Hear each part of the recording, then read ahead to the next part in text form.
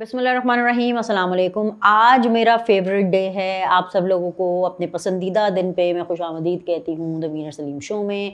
पसंदीदा दिन क्यों है? क्योंकि आज मंगल है ना। आप क्यों भूल जाते हैं मंगल के मंगल क्या होता है? मंगल के मंगल वो जो वाइस चांसलर हैं अडयाला के, उनसे मुलाकात होती है ना। मंगल के मंगल बानी चेयरमैन से मुलाकात होती है। मंगल के मंगल जो है बहुत बड़े बड़े अहदो वफा की बातें होती हैं, और ये सिर्फ बातें ही होती हैं। मंगल के मंगल जो है, जो बहनें हैं उनको अपनी सियासत चमकाने का मौका मिलता है। मंगल के मंगल जो है, जो बहनें हैं उनको लाइमलाइट में आने का मौका मिलता है। मंगल के मंगल हर मंगल को पाकिस्तान तहरीक इंसाफ एक्सपोज होती है, एक्सपोज दर एक्सपोज होती है। लेकिन ये मंगल बहुत ख़ास है।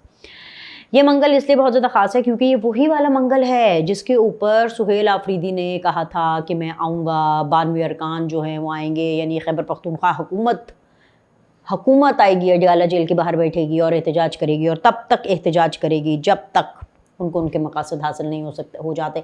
पाकिस्तान तहरीक इंसाफ के क्या मकासद हैं, डिटेल्स क्या हैं, डिमांड्स क्या हैं, इन रिटर्न हुकूमत का क्या रद्द-ए-अमल है, वो सब मैं आपको इस वीडियो के अंदर बताऊँगी। लेकिन सबसे पहले मैं आपको दो बातें बताना चाहती हूँ, एक पर्सनल और एक ऑब्वियसली मुल्की हालात से रिलेटेड। पर्सनल ये बात है कि आज तो वैसे मंगल है, चलें जी ठीक है जी, मैंने आपको बता दिया कि ये दिन मुझे क्यों पसंद है।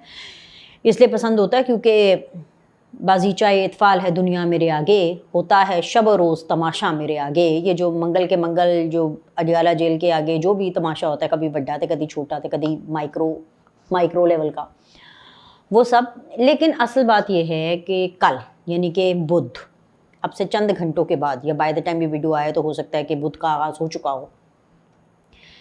बुध 13 मई बड़ा इंपॉर्टेंट दिन है। ओह मई याद आ गया ना कि why the month of May is so important. एक और इम्पॉर्टेंट चीज़, मेरी बर्थडे भी होती है इस मंथ के अंदर, जैसे मैं आपको मुतअद्दिद बार पहले बता चुकी हूँ। 9 मई भी इसमें हुआ था जिसके ऊपर हम लानते मुलामतें करते हैं PTI पे। 10 मई भी हुआ था जिसको हम सेलिब्रेट करते हैं। ऑफ कोर्स 28 मई भी हुआ था, 19 मई को मेरी सालगिरह है, और 13 मई को मुझे यानी बुध को, यानी कि कल, यानी कि अगर ये वीडियो अभी अपलोड हो गई है और वेडनेसडे का आगाज़ हो गया तो यानी आज चंद घंटों में वीनर सलीम को तमग़ाए इम्तियाज़ मिलने वाला है। सबसे पहले मैं इस ऊपर वाली ज़ात के यानी अल्लाह मियाँ की बहुत ज़्यादा शुक्रगुज़ार हूँ कि उन्होंने मुझे इस ऑनर के काबिल समझा। उसके अलावा डेफिनेटली 20 साल मैंने इस प्रोफेशन में गुजारे हैं। मैंने एज ए स्टूडेंट आगाज़ किया था रिपोर्टिंग करने का इस फील्ड के अंदर, जर्नलिज़म में, और करते it's been like 20 years in journalism. ये मेरा 20वां साल जर्नलिज़म में चल रहा है। 10 साल मुझे सीधी बात करते हुए हो गए हैं, यानी मेरे शो का नाम है, ऑलमोस्ट अ डेकेड, एंड बल्कि more than that, in fact to be honest, more than that. और 13 साल हो गए हैं सीधी बात करते हुए। अभी मुझे आपसे याद आया, 13 साल हो गए हैं मुझे ये शो करते हुए टेलीविज़न के ऊपर, और बड़ा मेरे लिए एक इमोशनल मोमेंट है, एक प्राउड मोमेंट भी है। तो डेफिनेटली मुझे तकरीब पर जाना है, और फिर इंशाअल्लाह ताला आप सब लोग की दुआएं रहें तो अल्लाह ताला बस इसी तरह इज़्ज़त देता रहे, इसी तरह अपना करम रखे, इसी तरह लोगों की मैं मोहब्बतें बटोरूँ। हाँ ठीक है, बहुत से लोग नफ़रत भी करते हैं, लेकिन इट्स ऑल राइट, कोई बात नहीं। हर चीज़ की एक प्राइस होती है, और अगर मैं पॉपुलर बयानी के साथ, अपैरेंटली सो कॉल्ड पॉपुलर बयानी के साथ नहीं थी, और उसकी मैंने एक प्राइस पे की कि बहुत सी गालियाँ भी पड़ती हैं, और इतनी ज़्यादा व्यूअरशिप सोशल मीडिया पर या वीलॉग्स पर नहीं होती है, क्योंकि मैं ये नहीं कहती ना कि ख़ान है तो जी कमाल ही हो गया, कि ख़ान नहीं तो पाकिस्तान नहीं। मैं इस तरह की बातें नहीं करती हूँ ना, मैं सच बोलती हूँ। तो ऑब्वियसली तकरीब होगी, तकरीब में जब मुझे अवार्ड मिलेगा तो डेफिनेटली वापस आकर के वो मैं आपको तमगा भी बेसिकली दिखाऊंगी। तो अभी के लिए इतना ही, ये मेरी पर्सनल न्यूज़ थी। अब आ जाएँ जी असल ख़बरों की तरफ। ईरानी पार्लियामेंट के जो स्पीकर हैं उनका 2 टोक पैगाम भिजवा दिया है, कि उन्होंने 2 टोक पैगाम भिजवाया है कि जी अमेरिका के पास ईरान के 14 निकाती तजावीज़ को कबूल करने के सिवा कोई मुतबादल ऑप्शन नहीं है। अमेरिकी सदर भी एक बार फिर ईरान पर हमलों की तैयारी कर रहे हैं, और आज कौमी सलामती का इजलास भी तलब कर लिया गया है।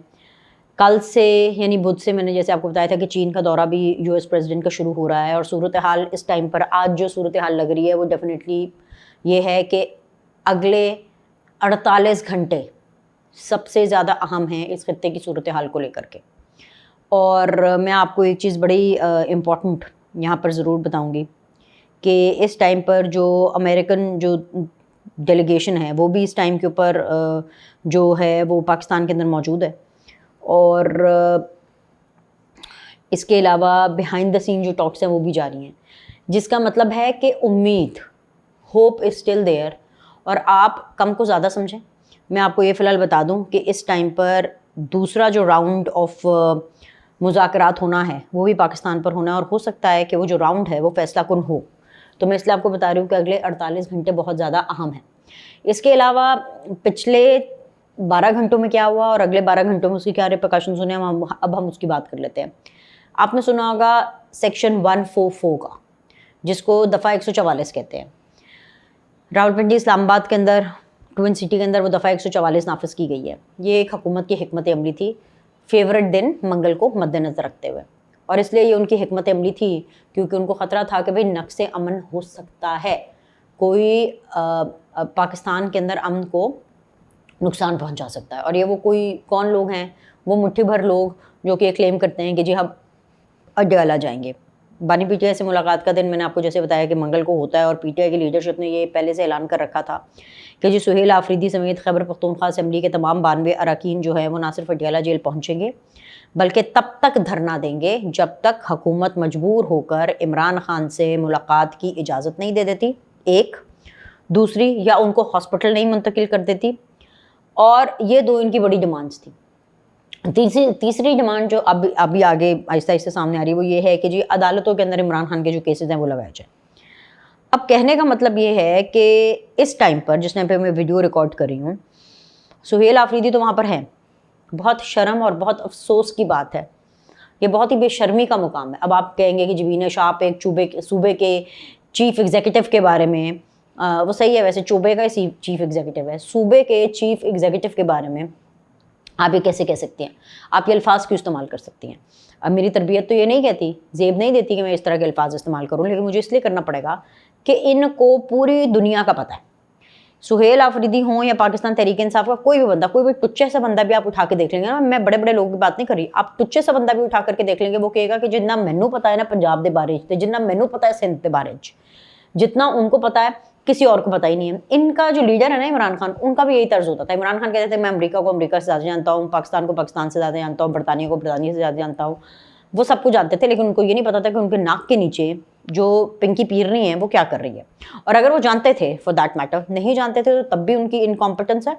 اور اگر وہ جانتے تھے تو اس کا مطلب ہے کہ he was party to whatever she did, تو لہٰذا partner in crime. Anyways وہ ایک الگ چیز ہے، اب اس کو چھوڑیں، پھر سے بات کرتے ہیں جس ٹاپک کی طرف میں واپس آ رہی ہوں، کیونکہ پنکی سے پھر وہ میں پنکی ورسز پنکی والی بات پہ چلی جاؤں گی. پر آپ سنیں میری بات.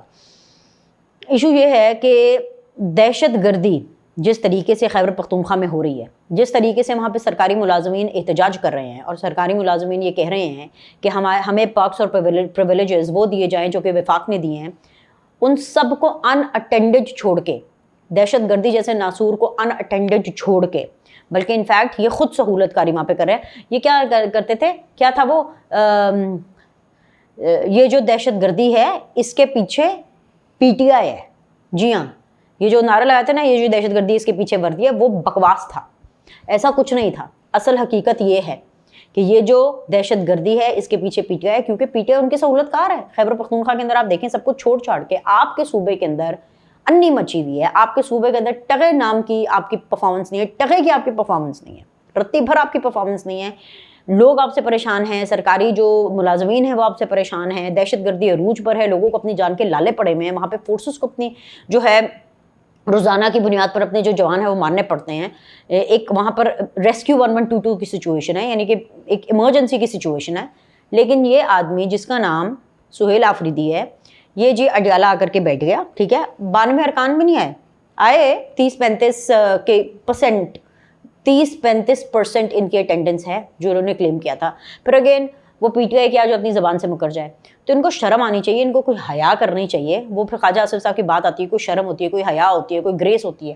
سمجھ رہے ہیں آپ کہ یہ حالات دیکھیں اپنے صوبے کے، اور ایسے ٹائم پر آگے اوپر سے جی سن لیں ہونا ہوانا ان سے کچھ ہے نہیں، اتنا دمخم ان میں ہے نہیں. اب تو وہ کیا دمخم سے یاد آیا، بڑا بولتے تھے نا ہم دمادم مست کلندر کر دیتے. اب تو وہ کلندر ہی نہیں رہے ان کے پاس جو دمادم مست کر سکتے تھے، ان کے پاس وہ کلندر ہی نہیں رہے. تو حالات ان کے کیا ہیں؟ حالات ان کے یہ ہے کہ بھائی حکومت نے جی دفعہ 144 لگوا دی ہے، تو اب دفعہ 144 لگی ہوئی ہے تو ہم انقلاب کیسے لے کر آئیں گے؟ او بھائی خدا کا واسطہ ان سے کوئی پوچھے کہ اگر یہ بڑی بڑی ہسٹریز کو پڑھیں، بڑی بڑی نیشنز کی ہسٹریز کو پڑھیں، تو کیا انقلاب کو، گرفتاریاں، انقلاب کو، دفعہ 144 کیا یہ روک سکتی ہیں؟ کوئی نہیں روک سکتی۔ انقلاب دفعہ 144 کی مرہون محنت ہو گیا، ان کا عمران خان کو جیل سے نکلوانا دفعہ 144 کی مرہون محنت ہو گیا، ان کا عمران خان کو ہسپتال منتقل کرانا دفعہ 144 کی مرہون محنت ہو گیا۔ جی جب تک حکومت ہمارے ساتھ ٹیبل پر نہیں بیٹھے گی تب تک جی ہم یہ جو اپنا سٹن ہے، جو دھرنا ہے، وہ جاری رکھیں گے۔ کیا مطلب؟ ان کا کہنے کا کیا مطلب ہے کہ 126 دن کا دھرنا دیں گے؟ او بھائی وہ سہولتیں اب میسر نہیں ہیں، وہ دن گئے جب خلیل میاں فاختہ اڑایا کرتے تھے۔ مجھے تو سمجھ نہیں آ رہی کہ ان لوگوں کو کیوں نہیں سمجھ آتی۔ کبھی کبھی مجھے لگتا ہے ان کو سب سمجھ آتی ہے، یہ جان بوجھ کے وہ جو ان کے چنو منو سے جو اتنوں سے جو ان کے فالوورز رہ گئے ہیں نا، ان کو یہ ٹرک کی بتی کے پیچھے لگاتے ہیں۔ تو میں نے کہا کہ جی میں آپ کو آج کا فیکٹ چیک دے دوں کہ ایسی کوئی صورتحال نہیں۔ حالت ان کی کیا ہے سن لے ذرا آرام سے۔ حکومت نے ایک بار پھر اپوزیشن کو مذاکرات کی دعوت دی ہے۔ اچھا، اب مذاکرات کی دعوت تو انہوں نے دی ہے حکومت نے، اب اس کی بھی ایک ریزن ہے، وہ اس لیے کیونکہ بال جو ہے وہ حکومتی کورٹ میں ہے، اور چیف الیکشن کمشنر اور الیکشن کمیشن کے دیگر ارکان کی تعیناتی کے لیے as per rule S O P وزیر اعظم اپوزیشن لیڈر کے ساتھ مشاورت کے لیے اپنی حکمت عملی اپناتے ہیں۔ اب اپوزیشن لیڈر کا سین یہ ہے کہ اپوزیشن لیڈر جو ہیں محمود خان رچکزئی صاحب، وہ پی ٹی آئی کی سوشل میڈیا بریگیڈ کی ٹرولنگ سے اتنا ڈرتے ہیں، اتنا ڈر گئے ہیں کہ اس سے بچنے کے لیے وزیر اعظم ہاؤس یا وزیر اعظم آفس جا کر ملنے سے وہ اجتناب کر رہے ہیں، اور جس سینیٹر رانا ثناء اللہ کی رہائش گاہ پر ملاقات کرنے کے لیے وہ تیار ہیں۔ اب اپوزیشن لیڈر گزشتہ روز قومی اسمبلی میں حکومت سے اپیل کر رہے تھے کہ جی اپیل کر رہے تھے، آپ نے سنا لفظ کیا؟ اپیل کر رہے تھے کہ جی اگر آپ نے سیاسی درجہ حرارت کم کرنا ہے اور اگر آپ نے کم کیا تو ہم تعاون کے لیے تیار ہیں۔ اور بھائی بھلا ان سے پوچھے مامیوں تو اڈے کو کی تعاون چاہیے ہے؟ آپ لوگوں کی اسٹریٹ پاور زیرو ہو چکی ہے۔ جن میجر اپوزیشن کو محمود خان اچکزئی صاحب جو ریپرزینٹ کر رہے ہیں پاکستان تحریک انصاف کی پریڈومیننٹلی، خیبر پختونخوا میں ان کی زیرو پرفارمنس ہے۔ ان کے لیڈر کے حوالے سے جو پاکستان تحریک انصاف کی جو چیزیں ہیں وہ کمپلیٹلی ان کے آؤٹ آف ہینڈ ہیں۔ ان کی اپنی پارٹی سے ریلیٹڈ چیزیں کمپلیٹلی پاکستان تحریک انصاف کے ہاتھوں سے، اوقات سے، عقل سے، طاقت سے باہر ہیں۔